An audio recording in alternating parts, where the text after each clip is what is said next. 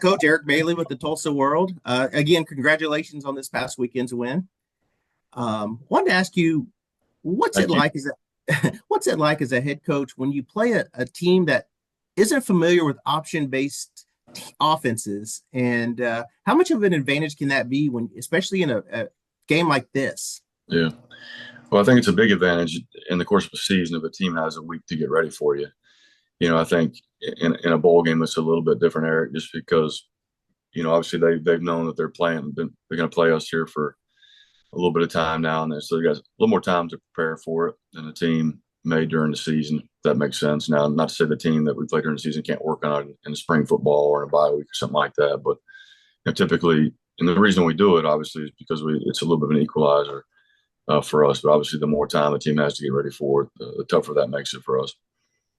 My second question would be when we look at college football now with the transfer portal and teams, players leaving and everything. Two-part question. What's it like preparing for an Oklahoma team when you really personnel is going to change because you don't know who you're playing because of some of the opt-outs and some of the transfer portals? And secondly, how nice is it to be at an institution like Navy where that really isn't going to impact you like you're seeing it across the college football world? Yeah. Well, it's interesting.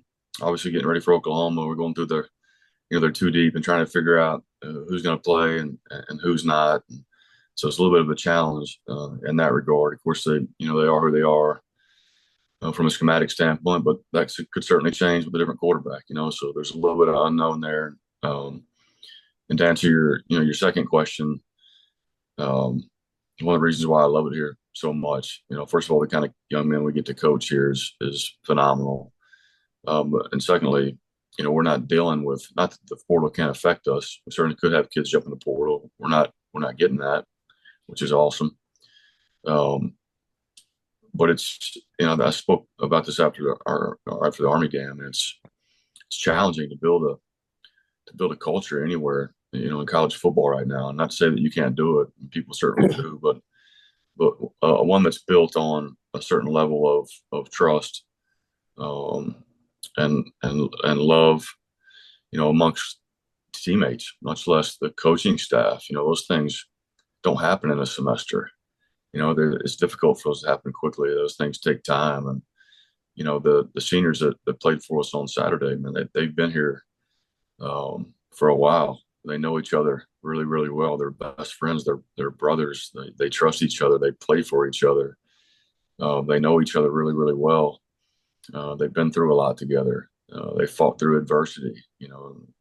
Nowadays it seems like if you have to fight through any adversity, well, you may just leave and go somewhere else and try to start over. If things aren't going the way you want them to, and these young men don't do that. They fight through it. They pay the price.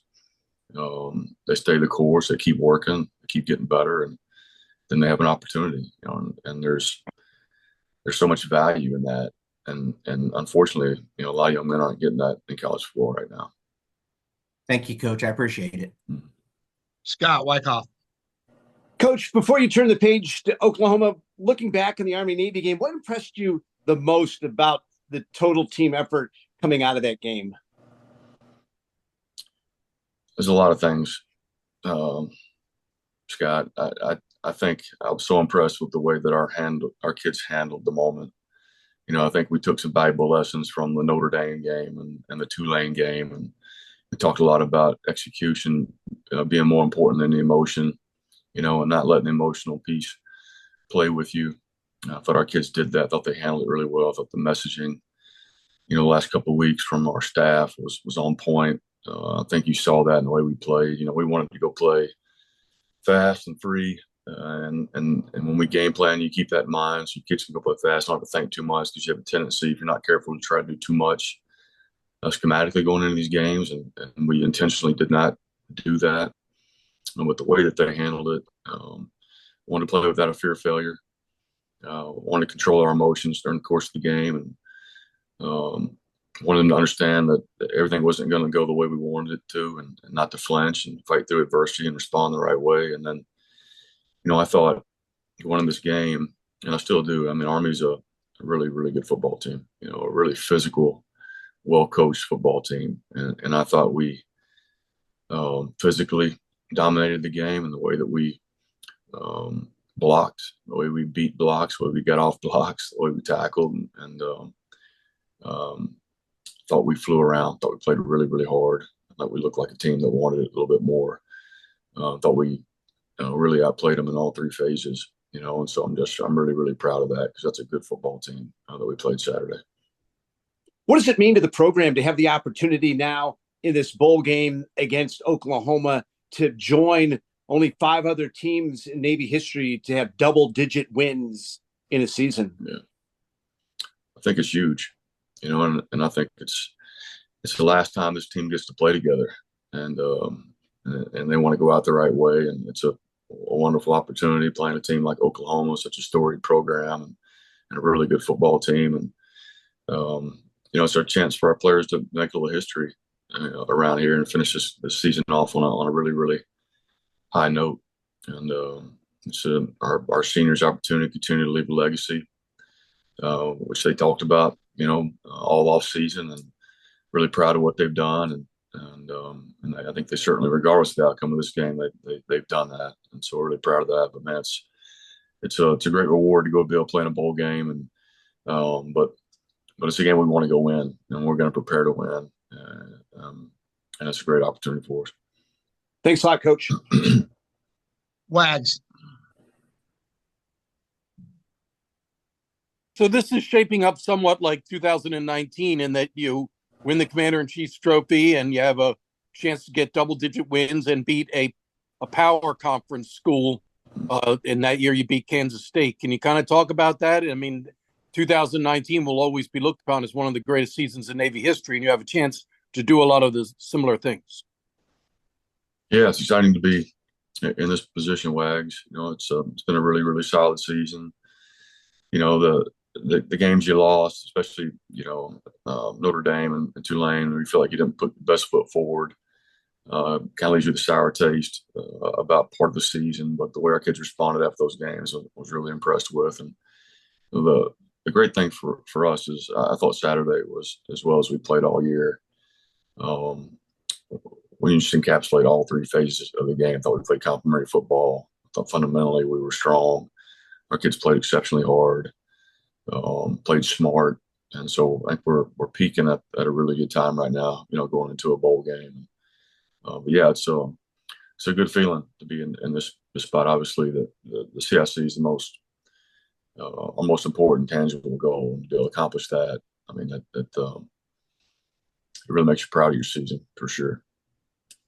So obviously Navy has beaten power conference schools in bowl games. I remember when they beat Missouri in the Texas Bowl, I believe. Wasn't that Texas Bowl, Strauss? Yes, sir.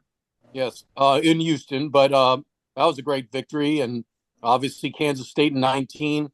Can you talk about what a notch on your belt that would be? I mean, anytime you beat a brand name program like Oklahoma, you've done something. Yeah, no question. Like I said, it's a great challenge for us, and we're a super talented football team, very well coached football team.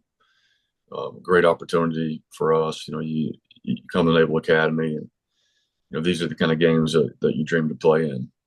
Playing a storied program like this, and just a great opportunity and challenge for us, and we're super excited about it. And, really excited about playing in the Armed Forces Bowl. I think love what that bowl represents, and love that it's in Texas, and the fact that we get to play a team like Oklahoma is awesome. Victoria Anderson.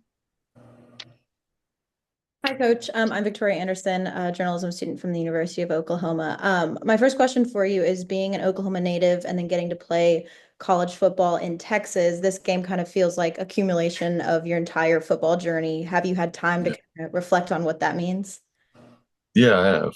It's kind of full circle deal, Victoria. It's pretty neat. And like I said earlier, before the Zoom got started, I got family, a lot of family in Oklahoma, a lot of friends, and same thing in Texas. So I'm gonna have a pretty good contingency at the game. I don't know if I can get enough tickets, but super excited to get back to Texas. And we've got 30 players on our roster from Texas, Victoria, and it's an area that we recruit very, very heavily. And so get a chance to go back there and play in that bowl game, get some exposure down there is really great. Thank you. And speaking of your family, I know you've said before that you have some alumna in your family from Oklahoma. What is the family group chat looking like right now? Is it split? Who's rooting for who? Yeah. Well, everybody's rooting for now. We grew up big Sooners fans, but blood runs a little deeper than that, And so, yeah, my niece Hannah Crawford would have graduated last May. Unfortunately, she passed away before she was able to do that. Got an honorary degree, and the way that the folks at Oklahoma handled that was outstanding. It was phenomenal, and just the real connection to Oklahoma. My grandfather went there for a brief moment before he had to come back to the farm in the western part of the state to run that, and but grew up a big time Oklahoma fan. First college football game was an OU game, and it's right down the road from us. And there's no NFL teams in Oklahoma, Victoria. You grew up kind of rooting for the Cowboys because they're the kind of closest one. But I mean, the players and the coaches at Oklahoma were, they were rock stars. I can remember going to the movie theater. Best friend and I growing up on home games, they would go to this certain theater. It was Almani 6. It's not open anymore. But not many people knew about that. They go to a team movie on Friday night, so we'd go plant ourselves in the theater. I can remember standing right next to Brian Bosworth, playing pole position.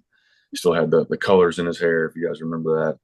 So you guys aren't old enough to maybe remember that, but seeing Jamel Holloway walk in a full-length mink coat in the movie theater. So, no, I was a big fan growing up, and so it's kind of surreal to be playing them. Thank you, Coach. Joe Musada. Yeah, Coach Joe Musada from the Oklahoman. I just wanted to follow up on some of that. Just kind of your upbringing, growing up in Moore, going to Westmore, playing for a state championship there. How did those sort of experience kind of shape you, and what influence did that have on kind of your career path? Tremendous influence, and I had outstanding high school coaches at Westmore, and really those are the guys that kind of helped me choose that path because of the impact that they had on me, the camaraderie they had amongst each other, and the way they treated the players. And it's pretty cool. I had two of my high school coaches from the Westmore days at the Army Navy game. Got to see them after the game on the field and celebrate with them. Todd Dilbeck coached the offensive line. David Jones was my quarterback coach. He's now a high school coach in Texas. So those guys got to be there and share that moment with me. But those are the guys, and that whole experience was really what got me or led me down the path of getting into coaching.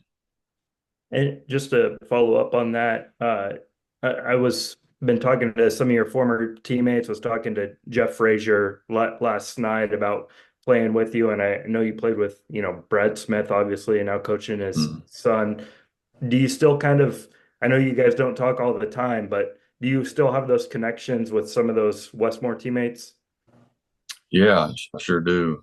Probably not as much as I would like to, but yeah, certainly Jeff Frazier was a phenomenal player at Westmore, and went on to be a great player at Oklahoma.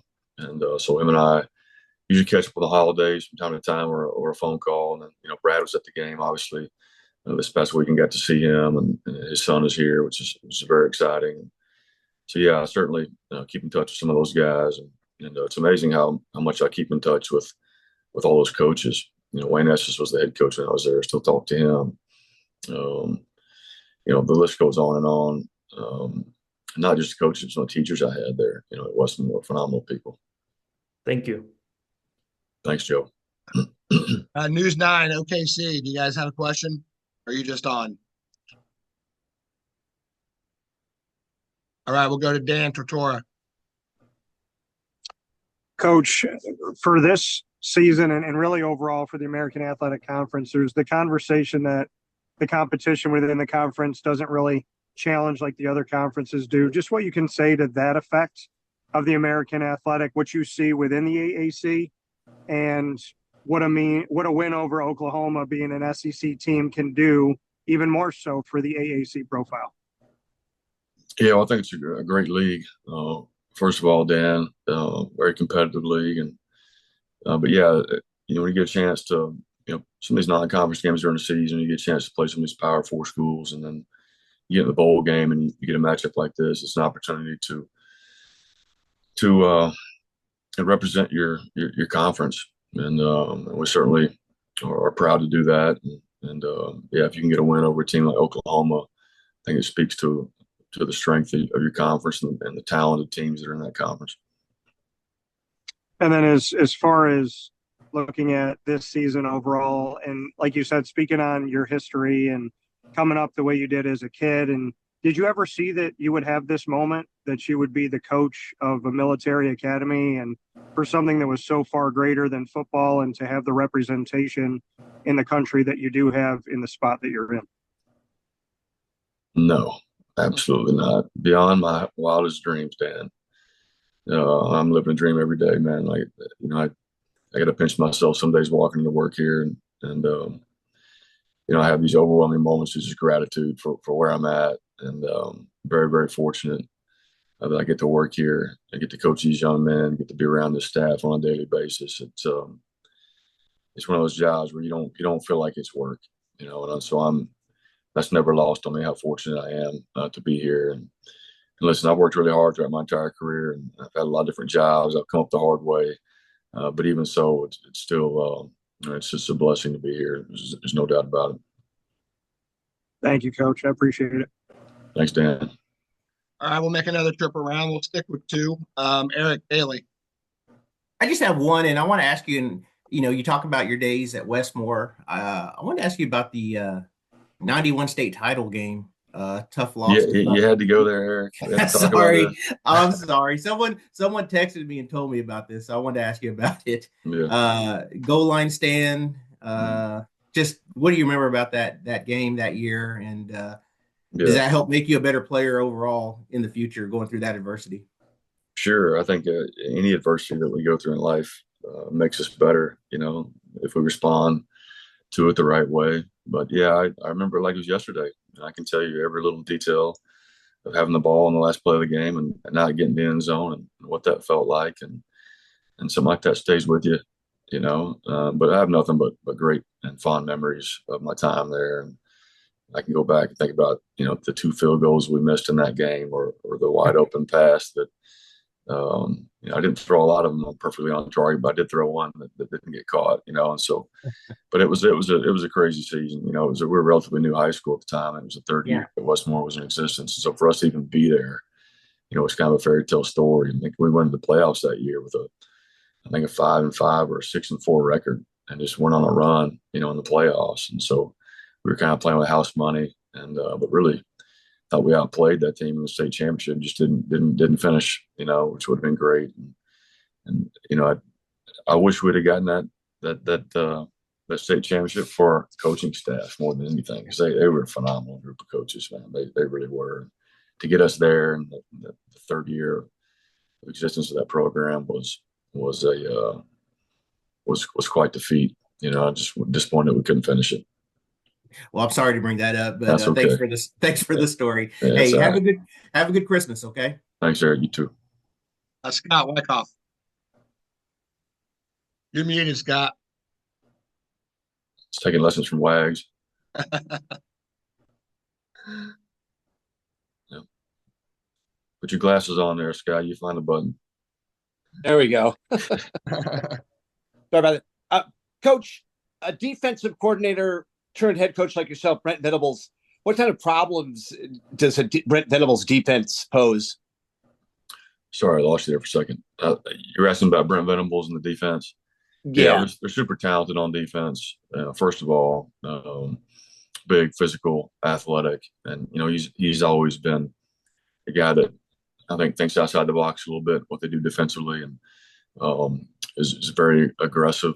Create a lot of negative plays, a lot of sacks, and keep you off balance in some different fronts and some different blitzes, and they're somewhat exotic. I think I referenced earlier on a call a couple weeks ago that he's a guy that I've studied a bunch, my years as a coordinator, because I always admired, what he did schematically and how well his kids played, the effort they played with. So I was excited when he got named head coach of Oklahoma. Really felt like he was a home run hire there, and a ton of respect for him.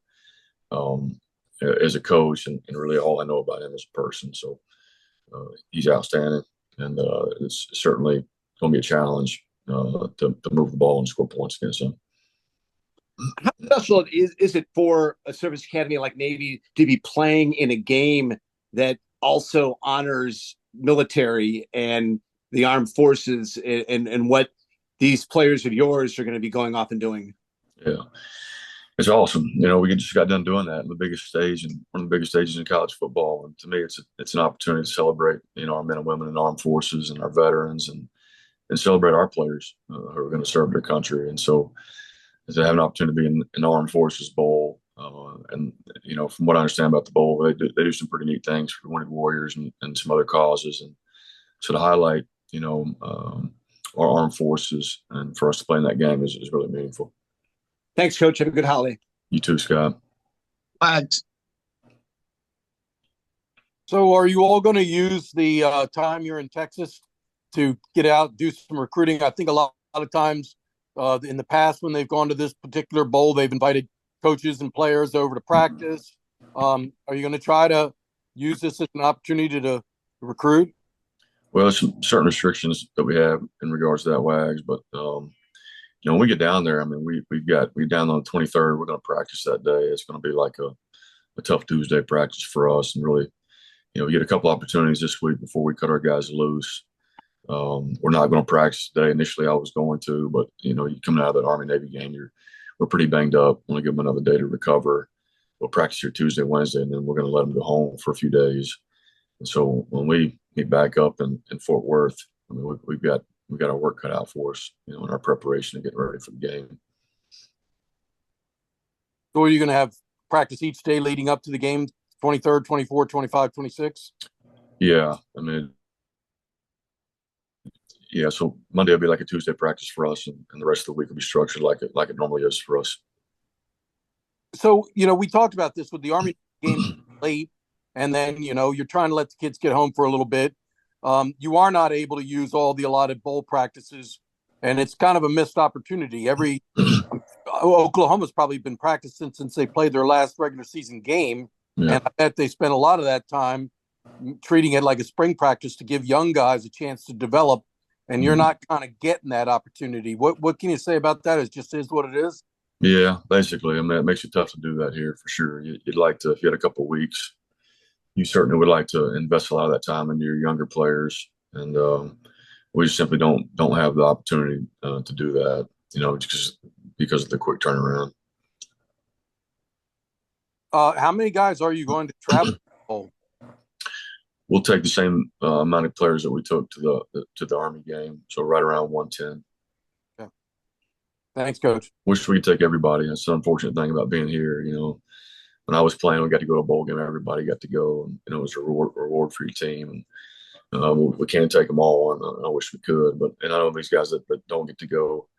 It's been a long semester. I know they're excited about getting home and seeing their families, and which is why it's important for me to let these guys go home Wednesday and have a few days, and then hopefully catch a week or so, after the bowl game to get home and to rest and recover. And our guys we got finals this week.